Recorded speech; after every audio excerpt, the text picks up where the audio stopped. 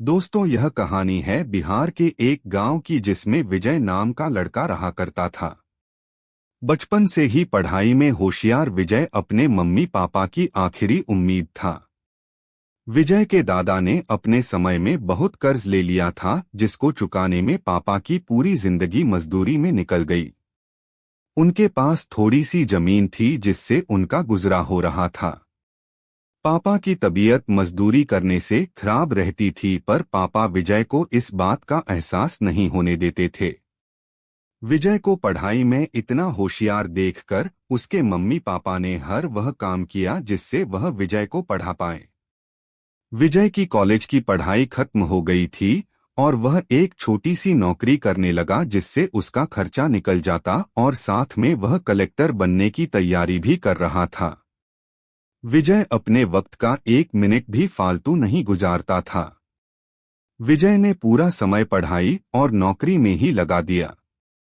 विजय के पापा को यह पता था कि वह कलेक्टर बनना चाहता है, इसलिए घर की हालत बहुत ज्यादा खराब होने पर भी उन्होंने विजय से कभी इस बात का जिक्र नहीं किया और न उसको अच्छी नौकरी करने के लिए कहा।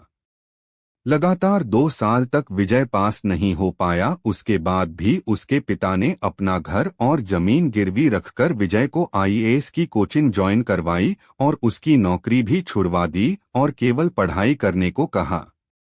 विजय के पापा हमेशा उससे कहा करते, बेटा खेत और घर दोबारा आ जाएंगे पर कलेक्टर दोबारा नहीं बन सकते। आज पूरे साल पढ़ाई करने के बाद विजय का रिजल्ट आ गया, जिसमें वह अच्छे नंबरों से निकल गया था। आज उसके पिता से ज्यादा खुश कोई नहीं था। ऐसा लग रहा था जैसे विजय का सपना पूरा होने वाला है, पर भगवान को कुछ और ही मंजूर था।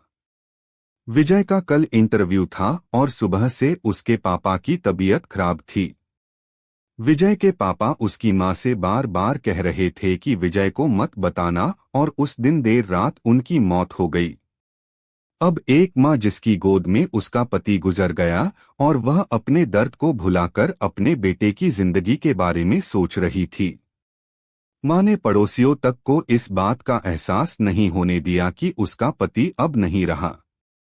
पूरी रात ऐसे रोई की आवाज भी न निकले, और सुबह विजय जब इंटरव्यू देने जाने लगा तब मां और पापा के आशीर्वाद के लिए उसने मां को कॉल किया। मां ने पूरी हिम्मत लगा दी अपना सच छुपाने के लिए और विजय को आशीर्वाद दिया, और जब विजय ने पापा से बात करने को कहा तो मां बोली, पापा अब तुमसे बात नहीं करेंगे, वह कलेक्टर से बात करेंगे। इतनी बात करके मां ने फोन रख दिया। विजय का जब इंटरव्यू हो गया तब उसे बताया गया कि उसके पिता की तबीयत खराब है, उसको तुरंत घर जाना है। विजय को एक पल नहीं लगा अपने पिता की हालत समझने में। घर पहुंचकर पिता के पैरों में गिरकर वह जोर जोर से रोने लगा और कहने लगा, पापा उठो, देखो मैं कलेक्टर बन गया। आज उसके पिता को वह खुशी मिली थी जिसका उनको वर्षों से इंतजार था, पर आज वह इस दुनिया में नहीं थे। भगवान विजय के पिता की जिंदगी में सुख लिखना ही भूल गए थे। पहले वह अपने पिता के कर्ज में जिंदगी भर मजदूरी करते रहे और फिर बेटे के सपनों में फिर घर और जमीन गिरवी रखनी पड़ी।